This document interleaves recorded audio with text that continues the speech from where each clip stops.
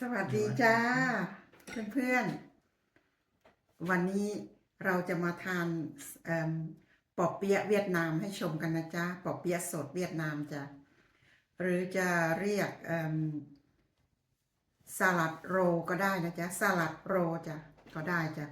ก็มีน้ำสลัดน้ำจิ้มสลัดแล้วก็น้ำจิ้มถั่วจ้ะ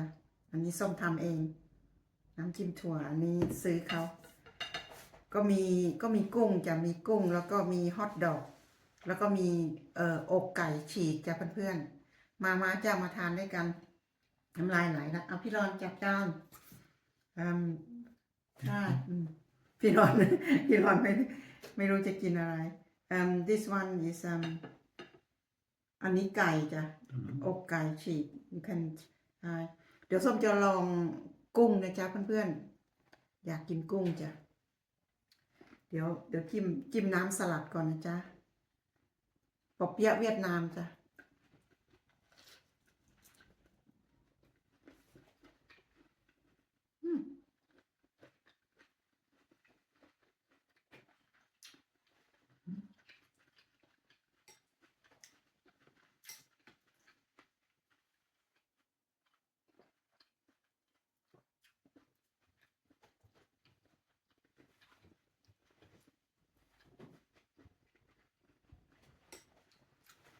ลองน้ำจิ้มถั่วจ้ะ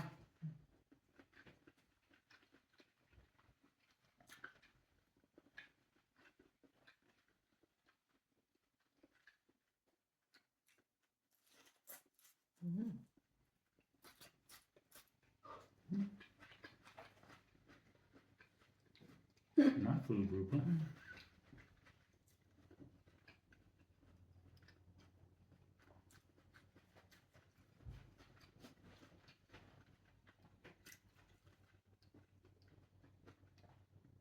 น้ำจิ้มถั่วอร่อยมากจ้ะเพื่อน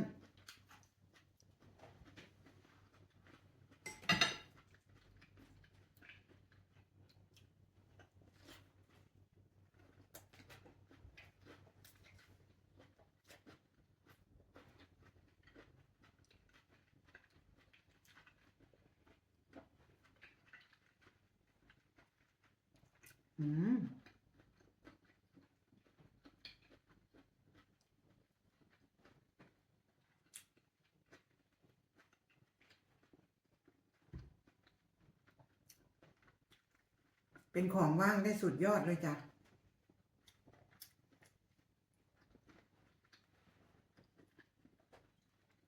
like it I got chicken Prawn, kung. กุ้งเยอะ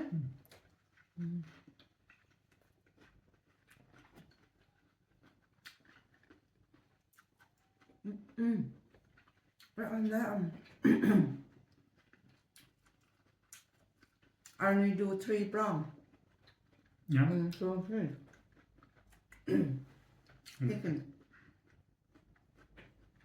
That's prawn.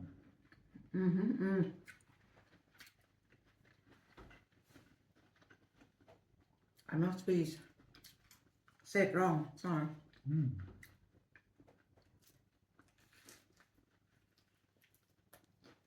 Mm.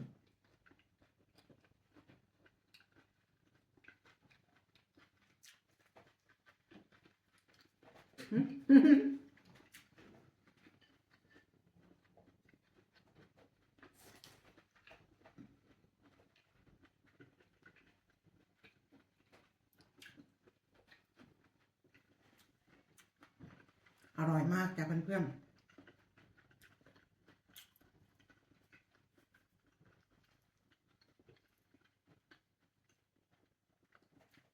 This one looks like chicken.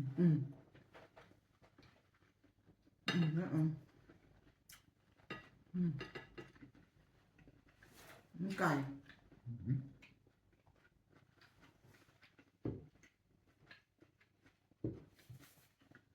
Mm-hmm.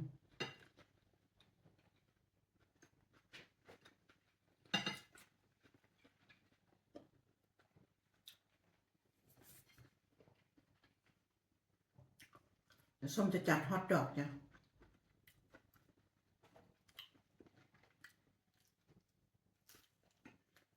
อืม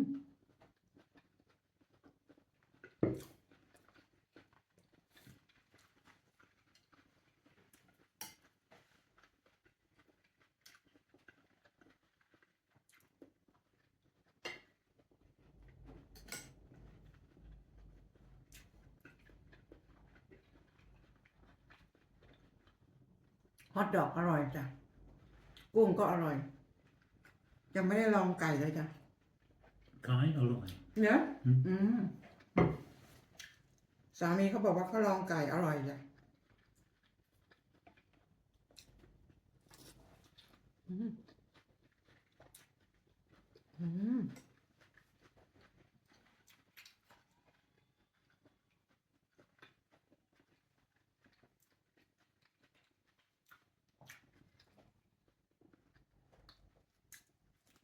ร้อนชอบอืม Mhm, mhm.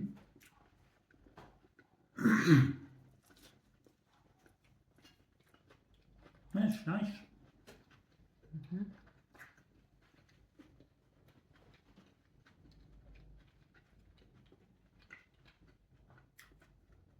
Carbon crap. อืม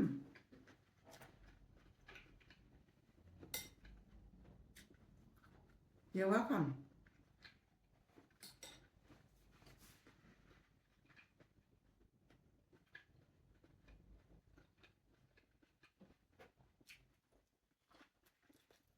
อืม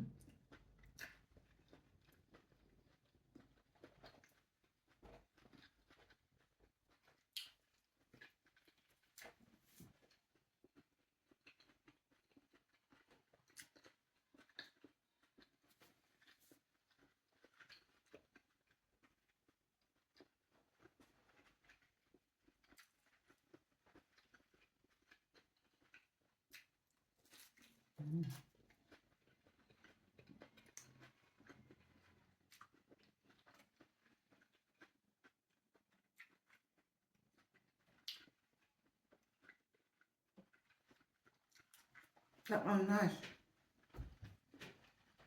This nice. Mm-hmm.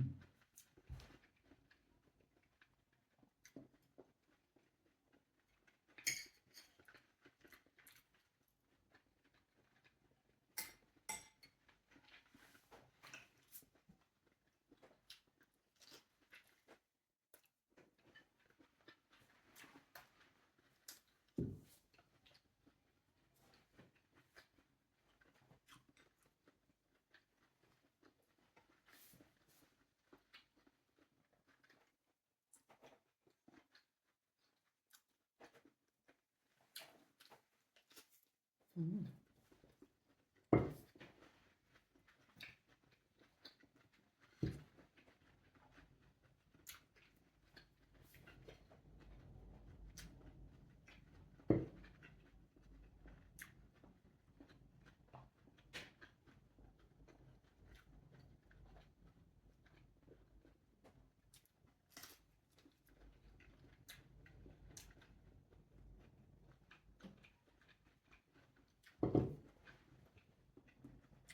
The prawn and chicken are nicer than the hot dog one. The hot dog's still good, Mm-hmm. the others are better. สามีบอกว่า Mm. ไก่กับกุ้งอร่อยกว่าฮอทดอกจ้ะ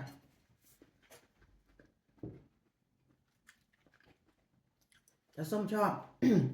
ชอบทั้ง3อย่างเลยจ้ะ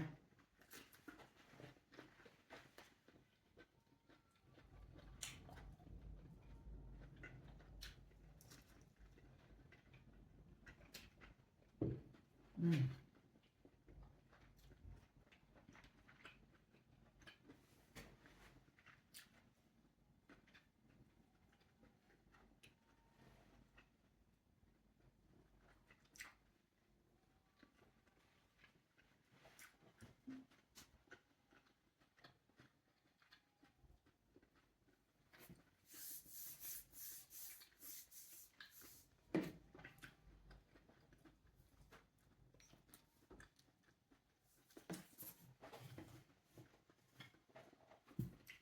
เดี๋ยวต้องไปแล้วล่ะจ้ะเพื่อน